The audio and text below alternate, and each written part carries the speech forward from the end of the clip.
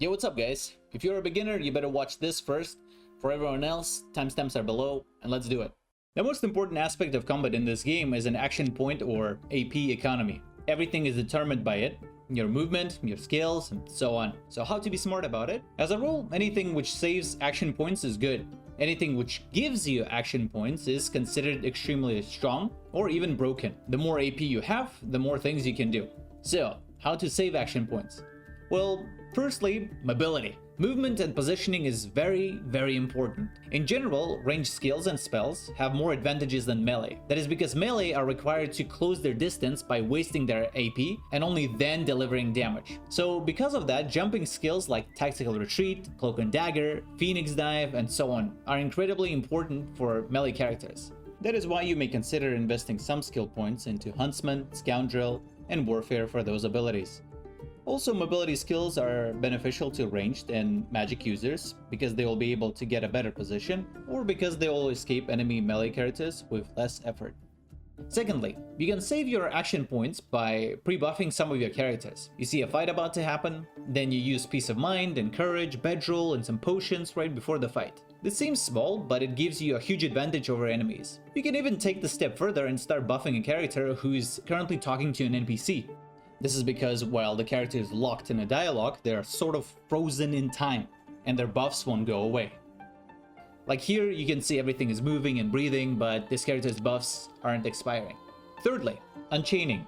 As it was mentioned earlier, positioning is very important. This is where Unchaining comes to play. You see a fight about to happen, so you unchain your teammates, then sneak, then put them in good positions. Like here, I put my mages and rangers on high ground, while melee characters are getting closer to the opponents, so they won't need to do it during the fight. Or another situation. You see through the dialogue that a fight is about to happen.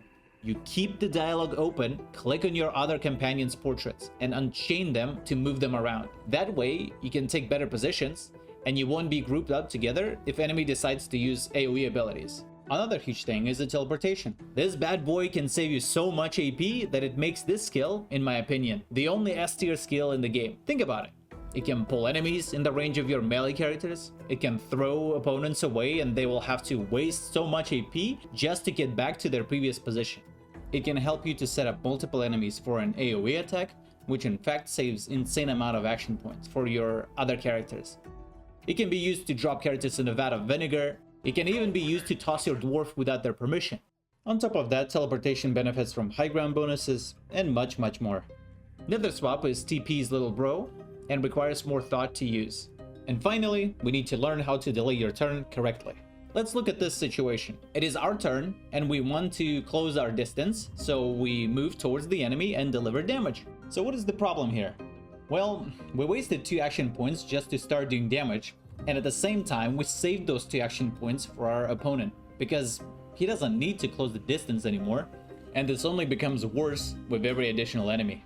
Now let's replay this, but this time we press delay button and let the opponent close the distance first. Now this time they lose 2 AP and we save 2 AP. Another example. Enemy is crowd controlled or CC'd. You go before them. So what do? Well, you can attack immediately, but after you finish your turn, that enemy shakes off the CC, and during the next turn they can act again. What you can do is to delay your turn, then knock down enemies skip their turn, and at the end of the round you reapply another crowd control ability. This chain CC strat is one of the keys to make the game much easier. Of course, those things mentioned above are just general situations and there are a lot of variables and so on, but this should give you a rough understanding on how to save your AP. Now, let's talk how to get action points. Use skills like Adrenaline, Flesh Sacrifice, Haste, Time Warp, or talents like Executioner, Elemental Affinity, and Ambidextrous. Or stuff like Summoning, because, you waste your AP to immediately get AP back through a summoned creature. On top of that, it can move, interact with objects, do damage, tank damage, and so on. Quick notes about mentioned talents. Any damage dealer who kills all the time would benefit greatly from Executioner. Even mages. It doesn't matter that you don't need Warfare in your build. What matters is the value of this talent, and it's enormous. If you use Elemental Affinity, you can precast surfaces, step into them, and start the fight. So here my mage is an Aero Hydra user. I precast Rain, step on water, start the fight. Now I immediately get a huge value out of it because cost of all Hydra spells is reduced by 1. Want to make a step further? hit your opponent with an AoE lightning ability so that you also hit the puddle. Now you're standing on a shocking water, and both aero and water skills are cheaper by 1 AP. For Geomancy, you need poison and oil surfaces, but they are much harder to preserve than any other surface. Fire surface is by far the easiest to get and preserve. Keep in mind that this talent also works with Necromancy. For that, you need to stand on blood. It's super easy to get with elves and their flesh sacrifice ability. Ambidextrous is pretty niche, but still very strong. Now let's talk about some other stuff. Don't have a tunnel vision on a certain school just because you play, let's say, a rogue. This game is a classless RPG. Almost anyone can benefit from haste and peace of mind. Rogues can have battle stomp on battle ram. Fighters can have teleportation. Mages can use chloroform and adrenaline, and so on. Divinity has a classless system, so go and experiment. Next, as a rule, it is much better to focus on one primary attribute: strength, finesse, or intelligence. Occasionally picking memory and wits. Wits for higher initiative and crits for crit builds. Constitution is redundant due to importance of armor and not HP. So Constitution is only picked up by people who need to equip a shield, or if you use a niche build like Unstable Explodey Dwarf, for example. With that being said, it's not a bad idea to level up all primary stats to 12 or 13 at the beginning of the game. That is because in Act 1 you won't have a lot of good gear, plus sometimes you can plug the holes of your total armor value. For example, we can equip an intelligence robe for your fighter because intelligence armor has higher basic magic armor value. This way your fighter becomes more balanced in terms of armor redistribution. But with that said, majority of veteran players choose gear because of the stats and not the armor. This is because in this game, sadly, damage is the king.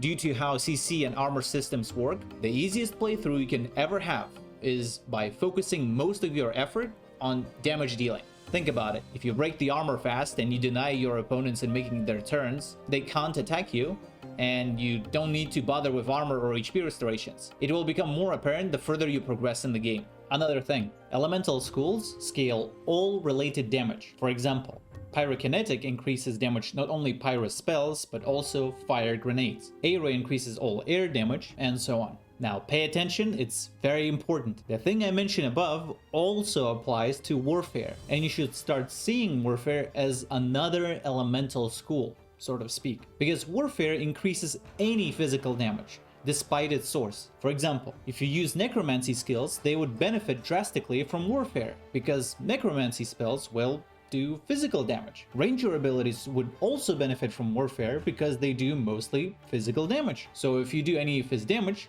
get Warfare. Now let's look at damage formulas, or how the game calculates the damage. Pause it for clarification. As you can see, weapon users aren't gonna benefit a lot from weapon skills like dual wield, one-handed, ranged, etc. because damage they give is additive, while Warfare is more beneficial because its bonus damage is multiplicative. Damage-wise, magic users aren't benefiting from dual-wield, two-handed, one-handed at all. Only secondary effects like crit and dodging are being applied to casters. Also, miscellaneous damage sources are additive for weapon users, but multiplicative for magic users. Oh, and keep in mind that the game engine considers grenades as magic attacks.